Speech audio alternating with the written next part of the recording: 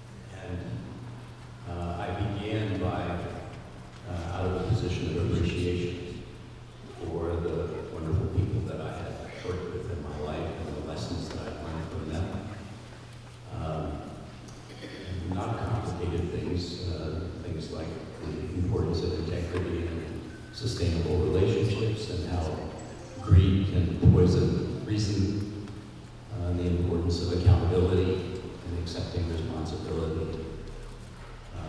But we were in a pretty dark time.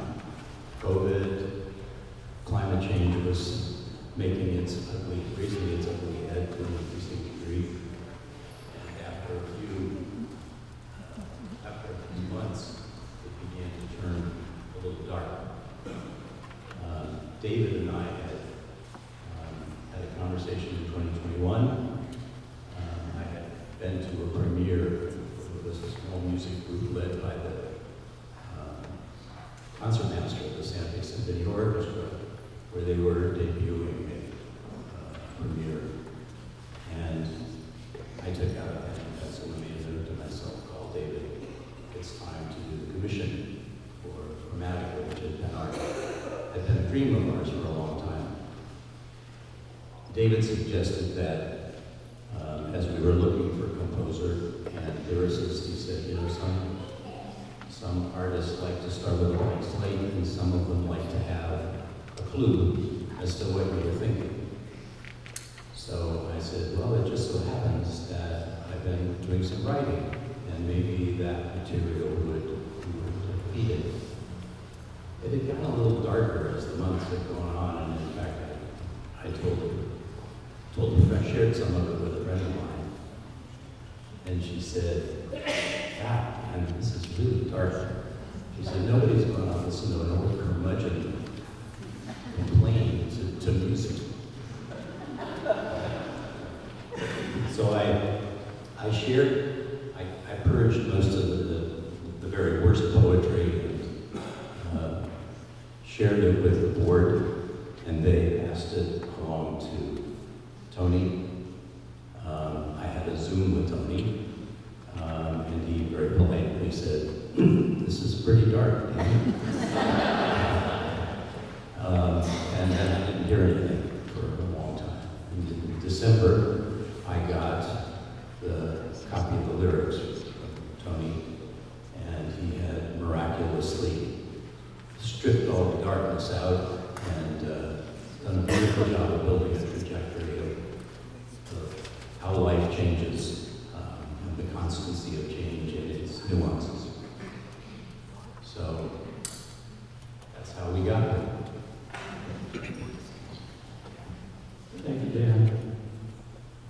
and Tony, and Chris. So,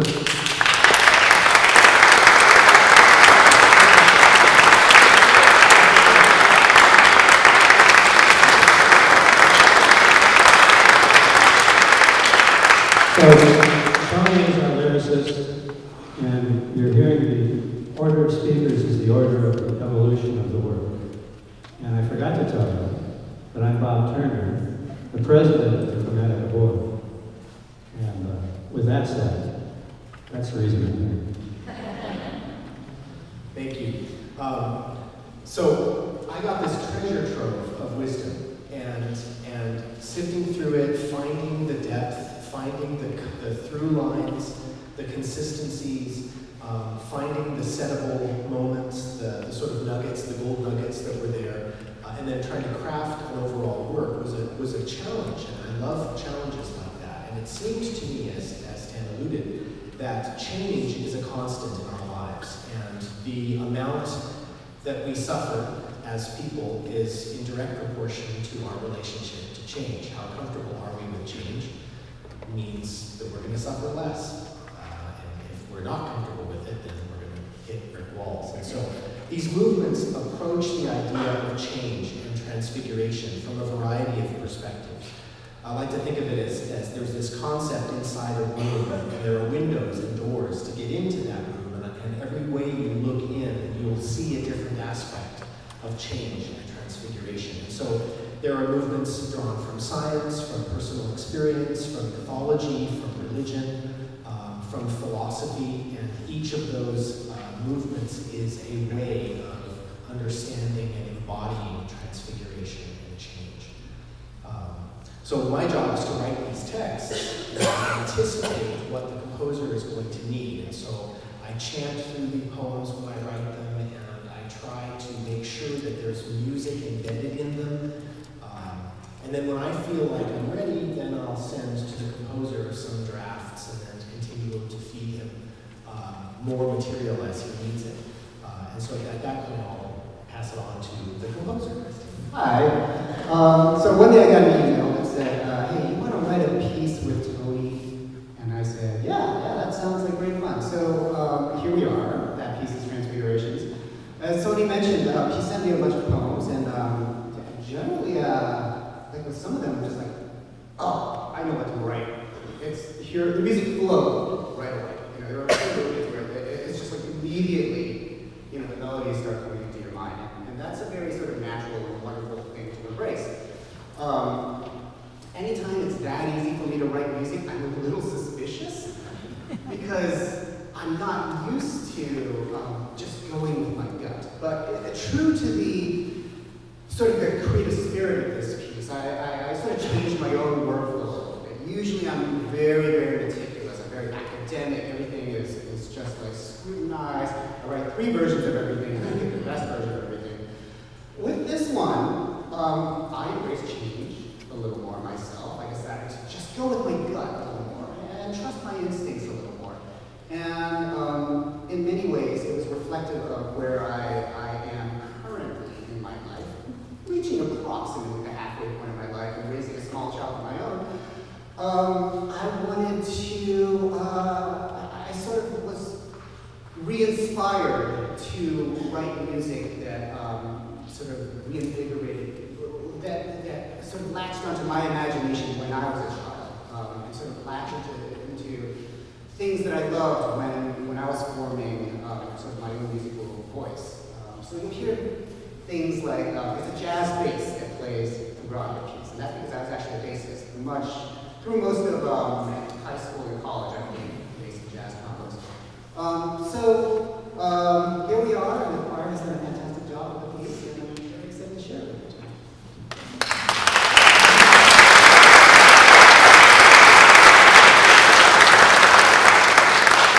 We have a rare opportunity to ask questions directly of the composer and the lyricist.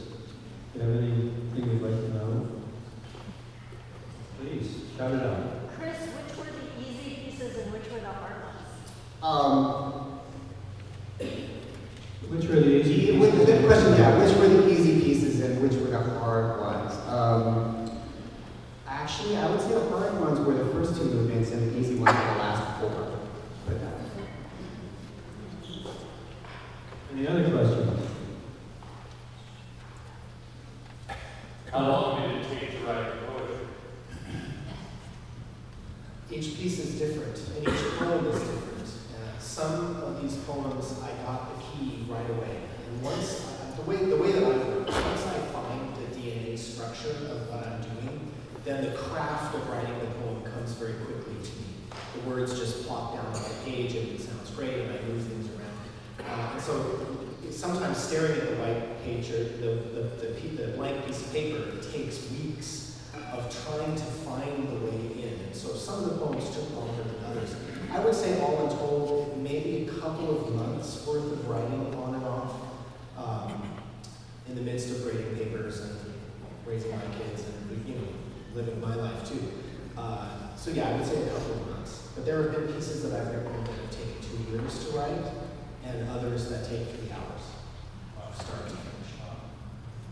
Any other questions?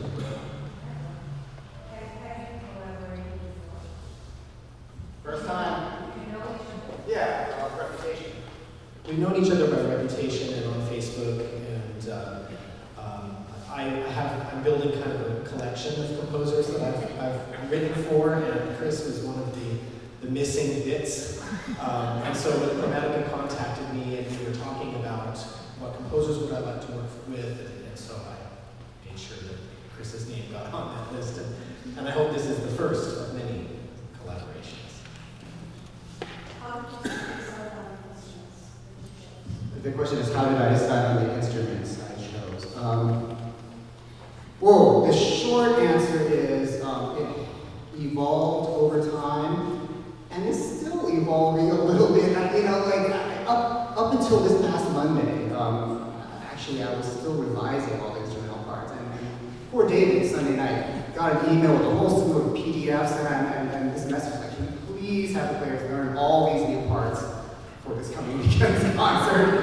So I did embrace this transfiguration thing, very seriously. But in essence, I alluded to the jazz bass, sort of reflecting on my childhood.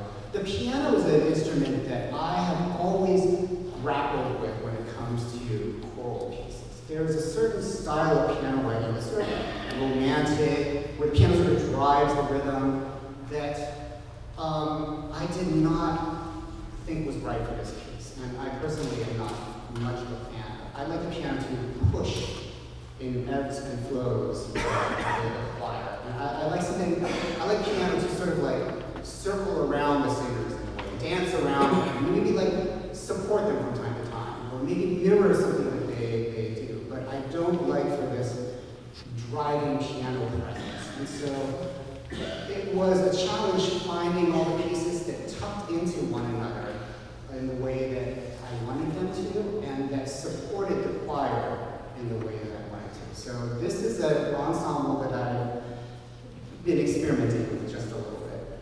So I hope you like it. One last question in the back. For Christopher, when you compose, do you tend to hear it when it's quiet, or do you kind of discover what you're going to write on an instrument?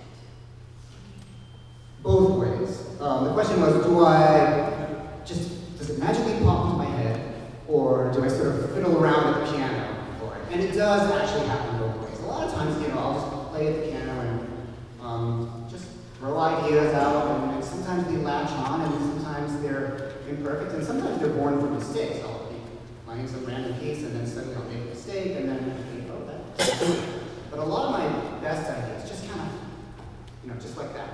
And it tends to happen when you least suspect it. So I had this whole conversation last night with a young composer about coming up with ideas in the shower. And this is a thing. It happens a lot. And a lot of those ideas tend to be the best ideas. And I think it's because you're not focused so hard on writing music at that point that your mind relaxes, you let your guard down, all those barriers and sort of like the self-criticism that creeps into your mind just kind of goes away because you're taking a shower. And so a lot of times, my best ideas come when I'm doing something totally mundane, like folding laundry, for example.